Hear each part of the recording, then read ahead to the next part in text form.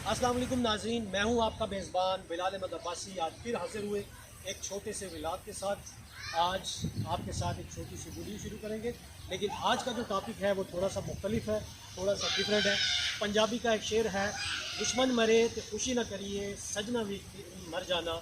आज बात करेंगे साबिक़ आर्मी चीफ, साबिक़ सदर पाकिस्तान जनाब रिटायर जनरल परवेज़ मुशर्रफ के ऊपर। नाज़रीन, जनरल परवेज़ मुशर्रफ हमारे में नहीं रहे। वो कुछ दिनों पहले दुबई डाउन टाउन में रिहाइश पजीर थे और एक अमेरिकन हॉस्पिटल में तवील अलालत के बाद इस दुनिया फ़ानी को छोड़ के चले गए। जनरल परवेज़ मुशर्रफ का शुमार पाकिस्तान के आम जर्नलों में होता है। जनरल परवेज़ मुशर्रफ ने बहुत से अच्छे काम भी किए और बहुत से ऐसे काम भी किए कि जिनको अवामी हलकों में अच्छी नज़र से नहीं देखा जाता। साबिक़ आर्मी चीफ, साबिक़ सदर पाकिस्तान 1943 को इंडिया के शहर दिल्ली में पैदा हुए। आप 1947 को अपनी फैमिली के साथ पाकिस्तान में हिजरत कर आए और आपने इब्तदाई तालीम कराची में हासिल की। कराची से आपने आला तालीम के लिए स्टाफ कॉलेज कोयटा से वहाँ से FA का इम्तिहान पास किया और फ़ौज में कमीशन अफसर भर्ती हो गए। 1966 में आपने फ़ौज में कमीशन हासिल किया। 1965 की जंग जब आती है तो जनरल परवेज़ मुशर्रफ ने इस जंग में बहुत ही दिलेराना अंदाज के साथ मुल्क के पाकिस्तान के साथ मोहब्बत करते हुए अगले महाजों में अपनी खिदमत सर अंजाम दी। बात करते हैं 1971 की जंग में भी जनरल परवेज़ मुशर्रफ ने मुल्क पाकिस्तान के साथ वफादारी की और अगले महाजों में आप लड़े। इसी के साथ साथ जनरल परवेज़ मुशर्रफ फ़ौज के आला ओहदों में तरक्की पाते रहे।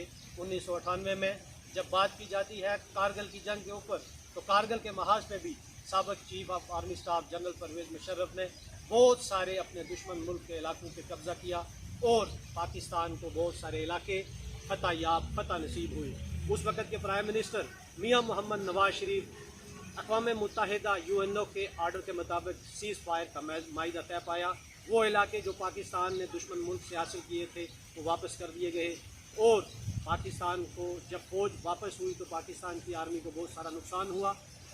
एक साल के बाद उस टाइम के वज़ीर आज़म जनाब मियां मोहम्मद नवाज शरीफ और सदर और उस वक़्त के army chief general Pervez Musharraf की आपस में ना बनी, क्योंकि नवाज शरीफ किसी और को आर्मी चीफ बनाना चाहते थे, जबकि मुशर्रफ को ये बात अच्छी ना लगी। मुशर्रफ उस वक़्त श्रीलंका के सरकारी दौरे पे थे। उनको जब ये इतलात मौसूल हुई, उनके तैयारे को पाकिस्तान में लैंड ना होने दिया। उनको कहा गया कि आप इंडिया में चले जाएँ, लेकिन जनरल परवेज़ मुशर्रफ के साथियों ने, जनरल इफ्तिखार और बहुत सारे उनके चाहने वाले ऐसे लोग थे कि जिन्होंने उस वक़्त के नवाज शरीफ के प्राइम मिनिस्टर मियां मोहम्मद नवाज शरीफ की हुकूमत का तख्ता उलट दिया और जनरल परवेज़ मुशर्रफ इक़्तिदार पर बराजमान हो गए। असम्बलियाँ तोड़ दी गई। जनरल परवेज़ मुशर्रफ ने टेलीविज़न पे ख़िताब किया। वो वक्त अभी भी मुझे याद है जब आपने कहा कि मुल्क महफूज हाथों में है, सरहदें महफूज हाथों में हैं। मैंने इक़्तिदार संभाल लिया और इस मुल्क को इंशाअल्लाह ताला मज़ीद, उनके ये अल्फाज अभी भी याद आते हैं। जनरल परवेज़ मुशर्रफ 1999 से लेकर 2008 तक पाकिस्तान में आर्मी चीफ के ओहदे पर भी रहे, सदर मुमलिकत के ओहदे पर भी रहे। जब जनरल परवेज़ मुशर्रफ ने 2008 के इंतखाबात में हिस्सा लिया तो उस वक़्त उनकी पार्टी को आपने नई पार्टी बनाई, उनकी पार्टी को शिकस्त हुई, लेकिन जनरल परवेज़ मुशर्रफ ने बहुत सारे आम कारनामे भी अंजाम दिए। जब 2001 में अमेरिका में वर्ल्ड ट्रेड सेंटर पर हमला हुआ तो जनरल परवेज़ मुशर्रफ उस वक़्त पाकिस्तान में उनकी हुकूमत थी।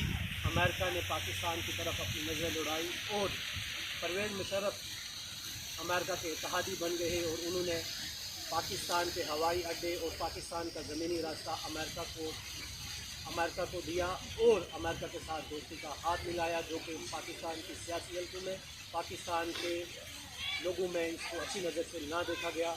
जो इसी के साथ साथ जब जनरल परवेज़ मुशर्रफ ने लाल मस्जिद के ऊपर हमला किया, ये बात भी हम अवामी हलकों में पाकिस्तान की आवाम को अच्छी ना गुजरी।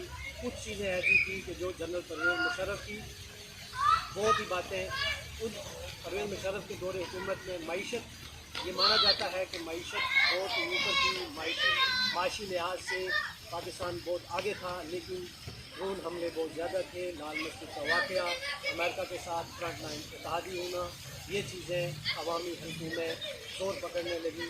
और इसी असला में जब जनरल परवेज़ मुशर्रफ ने चीफ ऑफ आर्मी स्टाफ का جو ہے عہدہ چھوڑا، آپ صرف صدر پاکستان کے عہدے پر رہ گئے، تو ان کی ویک پوائنٹ کے برعکس عوامی حلقوں میں ان کی جو ہے وہ کمزوری نظر آنے لگی۔ 2008 کے انتخابات میں جنرل پرویز مشرف کو شکست فاش ہوئی، اور اس کے بعد اس وقت کی سیاسی پارٹی پاکستان پیپل پارٹی اس نے حکومت کی، بہنوئی شہید ہو گئی۔ پھر جنرل پرویز مشرف کو وہ واحد چیف آرمی اسٹاف تھے جن کا ہماری عدالتوں سے ٹرائل ہوا۔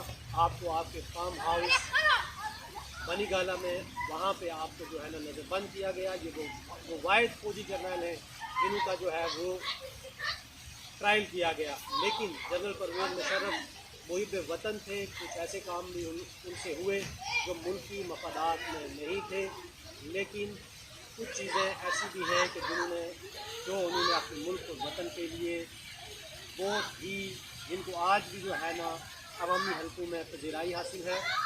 جنرل پرویز مشرف نے اپنی زندگی کے کچھ آخری ایام دبئی کے علاقے ڈاؤن ٹاؤن دبئی میں کیے، وہاں پہ اپنی فیملی کے ساتھ، اپنی وائف اور اپنے بیٹوں کے ساتھ وہاں پہ رہائش پذیر تھے۔ ان کو بہت ہی مہلک بیماری دل کے حوالے سے اور کچھ ایسی بیماریوں تھی، لیکن آخری لمحات میں بھی، مرنے سے پہلے بھی وہ پاکستان کے لیے اچھے جذبات، پاکستان کی عوام کے لیے، پاکستان کی سیاسی لیڈرشپ کے لیے اور پاکستان کی فوج کے لیے اور پاکستانی معیشت کے لیے ان کے بیانات نظر آتے رہتے تھے۔